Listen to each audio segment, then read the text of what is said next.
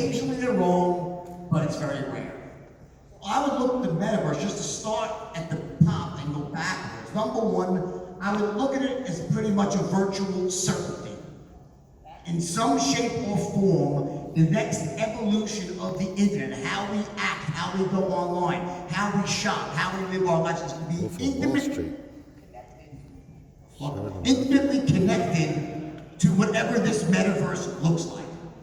There's a reason why companies like Nike and Adidas and Coca-Cola are buying land in Decentraland. And there's a reason why they're all doing it. There's a reason why Facebook is spending over $10 billion a year on the metaverse.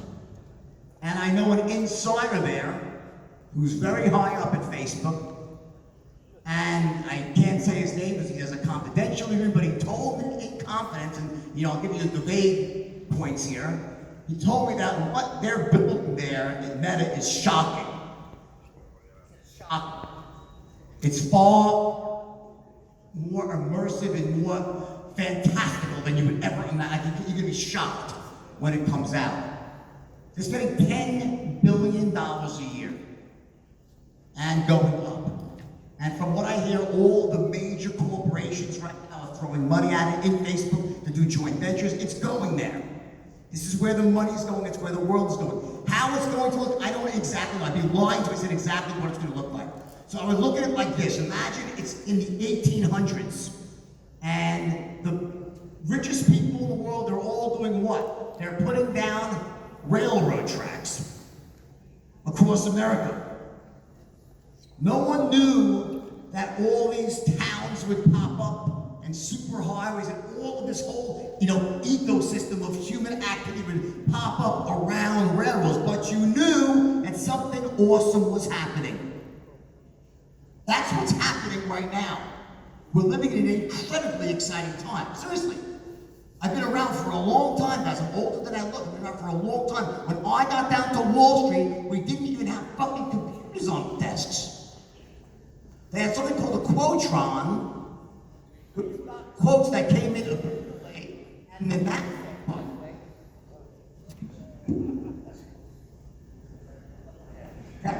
shit, right? I fucking need I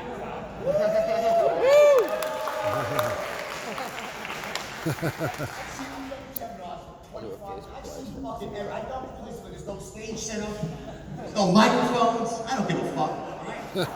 I'm like, and I'll go, as I was saying, right? What the fuck was I saying? You think I prepared this fucking speech? I had no idea what I was gonna say before I got up here, right? It's fucking true. It's better that way, right? It's impromptu, right? From the heart, right? Railroad tracks, right? Laying down, no one knew exactly what was gonna pop up there, but if you bought land around these tracks and stops, as soon as there was a stop somewhere, right, everyone knew that the land would go up massively in value, and then next step, and stores would come, then banking was needed, and then you had all these other things that were needed, all the needs, wants, desires, right, all have to be fed of human beings as this happens. That's why the money is all being thrown at this, and numbers that are staggering. So let's go back to the beginning. Some of you might know I was an incredible bear when it came to Bitcoin and crypto in general, but Bitcoin primarily because Bitcoin was crypto, right? Where's my fucking red? Hold on a second. I'm sober now for 1997, right? How's been sober 25 years. This is all I got left is fucking Red Bull. Jesus Christ. It's not quite as strong as Coke, but it's more sustainable. Alright, so anyway, go back to the beginning. I was very bearish. Why? I'll tell you why. One point above all, sovereign risk. I was always, if you go back to any time I was on TV all the time. I was on Fox, I was on CNN, I was on NBC, all the CNBC, right? Every time they called me on, why do you hate blockchain? I'm like, I don't hate blockchain. In fact, I love blockchain. I think there's going to be massive applications. But I just don't understand, I cannot wrap my arms around why the United States of America will allow this to exist. It can only be bad for the United States. And I think we're starting to see that, again, as this matures. We're already seeing the dollar start to become less important. The U.S. puts sanctions on Russia. What happens? Crypto comes in. But to me, and I think this is why many financial people, smart people that are smart, like Jamie Dimon, or you can't say Warren Buffett's a moron, right? He's brilliant, but he said it's rat poison squared. It's not because he's stupid. It's because on some level, the more you know about this, about finances and regulations and the government, the more difficult it is to wrap your arms around it. It's very difficult, and I'm sure that if the U.S. could go back in time 10 years or 8 years and stop it then, they'd fucking squash it. But what I saw happen and what turned me positive was a few things happening simultaneously, and then one after the next. The first thing that happened was this, very interesting. Number one, I was right when I called the crash. So go back and look at my videos. The first time, I think Bitcoin's like 19,000, I said, it's a disaster, it's a bubble, it's a manipulation, tether's being printed, which was true. Back then, that there's artificial tether out there, all this shit. Like, it's a fucking disaster. It's gonna crash. And literally within 24 hours of my first time saying it, it began to go down and it crashed all the way down to, I think the low was what, $2,000? Back then, wherever it bottomed out, $3,000, whatever it was, right? Bottomed out. All the way down to a couple $1,000s. A fucking, and it wasn't just sovereign risk. It was because it was being manipulated. It was a massive bubble. There was huge fraud involved. There was back then. It was early days of Bitcoin.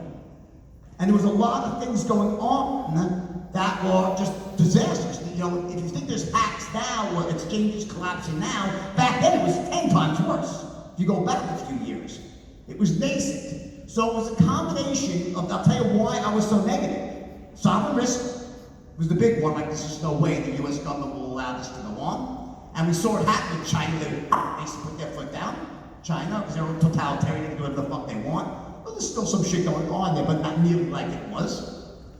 So if the US had done the same thing, it would have been a very different story for Bitcoin. But either way, that was the first thing. So number one, I was negative, sovereign risk, massive fraud attached to it, and also there was people out there screaming at the top of their lungs, Bitcoin's going to $1 million in 2 years. And that was such pure, unadulterated bullshit in my mind. And I knew why they were saying it. Because what happened, when something's $1,000, in order to get the suckers into a manipulation, you can't say it's going to 2,000. It's got to go to what? 10,000. 10 times people, the stupid money is not going to go up for a double. The stupid money wants that they can get rich overnight by putting $1 in and make $1 billion. That's the stupidest money, right? The smarter money understands that's not really reality. So what happened was, as Bitcoin started to rise into 10,000, 15,000, to get the next level up of people in, you had to say it was going to 500,000. Because the people that they were trying to attract, well, not everyone, because there was a lot of legitimate people, that's why I didn't know. That was reported what I missed, by the way, was the people I saw screaming the loudest online, all these groups trying to fuck people and get them out talking out of their money. They were screaming Bitcoin's going to $1 million overnight, it's going to replace the US dollar in 3 years. It was such pure bullshit. So those are the three things. And that's why I was so negative. And it cracked, it did. It went all the way back down to $2,000 or $3,000 from the bottom. It was maybe $1,800, I remember. Right? But here's something interesting. When something that's a scam crashes, and I'm an expert at that, you guys know from back in the day, right? Come on, I did all these IPOs, right? That was highly speculative, right? All the companies were real, but when a company is a piece of shit, right? And it crashes when it goes up in a pump, and it crashes, guess where it goes when it's done? Zero. When Bitcoin crashed and bottomed out, it bottomed out at a $3 billion market cap. That doesn't make sense. It bottomed out, it hit bottom, it crashed, everything is possessed a $3 billion valuation. What does that tell you? Tell you there's some value there. There's some intrinsic value. Now, if I was smarter back then, because I made mistakes, I made some big mistakes. I'll tell you what they were. Number one, I dismissed it emotionally because of the things that were so obvious on the big picture. I was like, fuck this. I didn't bother to look at the underlying technology close enough. Not on blockchain. I knew it. I like blockchain. I always said I love blockchain. I think other use cases will come for it. But I hated the idea of a currency. It was a mistake I made. And you have to learn. You have to first admit your mistakes and learn from them, right? If you don't do that, how do you grow? How do you become better and more successful in life, right? I made many, many mistakes in life, but I've learned from them. I make new mistakes, not the same ones over and over again. That's the secret to success. I didn't bother to really dig into the actual technology. Because if I had, I would have seen what I now know. That if you really understand economics at the deepest level, and I do, you would see how elegant the actual code, the actual structure of Bitcoin is. And how it almost certainly had to go, in retrospect, okay, sovereign risk, that's the sort of down that it always was, right? But without a sovereign risk, it was a certainty to go higher over time. Limited supply, very sticky. People tend to not sell it once they own it. All the things were there. The difficulty adjustments about how it was so brilliant when you look at this. Does anyone know how it really works, Bitcoin? Who really knows how it actually works? A few people, this is one of my partners there, right? A few people knows how it works, right? So, but what happens is typically what happens with paper money is the government can just fucking print it. It's fucking paper. There's no control. There's no cost to print more of it, right? Or even with commodities, when the commodity starts to go up in price, what happens? People just make more and more and more of it. So what happens is, if you're mining for a certain gold, right? You're mining for gold, and gold starts to go up drastically. This is what happens. People start to mine for more gold because they can make more money. Costs the same amount to mine. So if it costs $1,000 an ounce to get gold out of the ground, and the price soars to $1,000, what happens? The supply of gold will increase. It will increase because people will start putting more resources to mine so that they make more money on it. Right? That's one side of the equation. But with Bitcoin, there was a check in there. Something called the difficulty adjustment. So as that happened, it stopped this increase of supply. I don't want to get caught in the weeds here. What I'm saying was all these things in Bitcoin that were just so fucking smart and that made so much sense when you dug into it.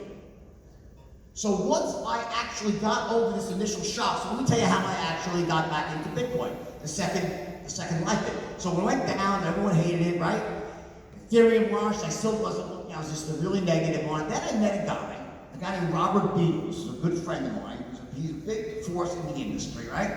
And I do masterminds. Every few months at my house, I'll have 10 or 12 very successful people at my house. And I'll do a mastermind, right? And then these sort of, small groups, and then we become friends, we stay in touch together, and then we do a lot of deals together, right? He came to one of my masterminds. He's a Bitcoin billionaire, this guy. He bought Bitcoin at $100 in mass and never sold. Massive amounts of it. All right? And he said, listen, just forget this fucking bullshit and this nonsense that Bitcoin is going to $1 million and it's going to replace the dollar. It's not even good as a currency like that. It's not even good. It doesn't design for that.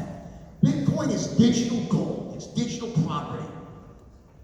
He goes, and I don't know where Bitcoin's going tomorrow or the next day, but I can tell you this, over time, it's going to go substantially higher, and here's why. He really laid out an elegant, no bullshit case for me, and it made so much fucking sense. But finally, someone said it to me in a way that really connected all the hype and bullshit out of it. So there was so much hype and bullshit. Dogecoin to $1 million, right? Dogecoin to the fucking moon, okay? Right? And then, people say Dogecoin to the moon. Then I'm at a seminar in Italy, and I'm at the table of 20 at a small dinner, and I say, who here is, anyone here buy Dogecoin? And she goes, one little girl, 20. Yeah, I bought Dogecoin.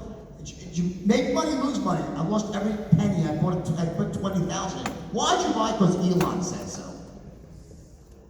I don't fault Elon Musk. No, I like Elon Musk. I'm saying, but that's the sort of shit that drives me crazy in this business. I was out for dinner. I was in Argentina 2 days ago, right? My wife's Argentinian. I was at dinner with her parents and her sister and her brother-in-law, right? And I'm making so much money in the crypto space right now, so much money in DeFi, in VC, I'm just really hitting stride massively in the business right now, right? And it was back in December, I rented a house in Uruguay, a place called Punta del Este. And they were there too, I rented the house for the whole family, right? And during that time, I didn't know they were investing heavily in Bitcoin, Ethereum, and whatnot, right? And I said, how'd you guys do? They said, oh, we lost all our money. Like $75,000 they invested in December. I'm like, how the fuck did you do that? How could you do that? Like, it's not down. Like, how'd you lose $75,000? Well, you know, we leveraged. Jesus Christ, I mean, really? I mean, like, it's like, if you're leveraging in this market, unless you're a professional trader, you're gonna end up with nothing, I promise you that. So please, if you're leveraging right now, get rid of your fucking leverage. This market is not meant for leverage unless you're an absolute professional and you're using hedging strategies, you're doing very complex stuff. Okay? They're hedging, because they leveraged it, right? They lost everything. They couldn't survive the ups and downs. They got zeroed out at the bottom, and that was that. They walked away. Right? 2 nights later, I'm out for dinner with some other friends in Argentina, right? And this one guy said to my nice guy, wealthy guy, I'm like, he's like, God, fucking Jesus, I fucking hate this crypto. Why? I lost all my money. How'd that happen? Well, I bought Solana at 186, I bought that, right? And when I goes, oh, gold went down, I sold it. I panicked and I sold it, it went right back up again. Amateurs that are trading, they tend to just, it's almost like a guarantee that they get destroyed when amateurs get into this. It's like unbelievable. It's like you can, and then the day before that, I was with a friend like Pablo Orlando, whose family runs the Argentinian stock exchange, huge hedge fund they have down there, all over Latin America. They're the biggest crypto players in Latin America.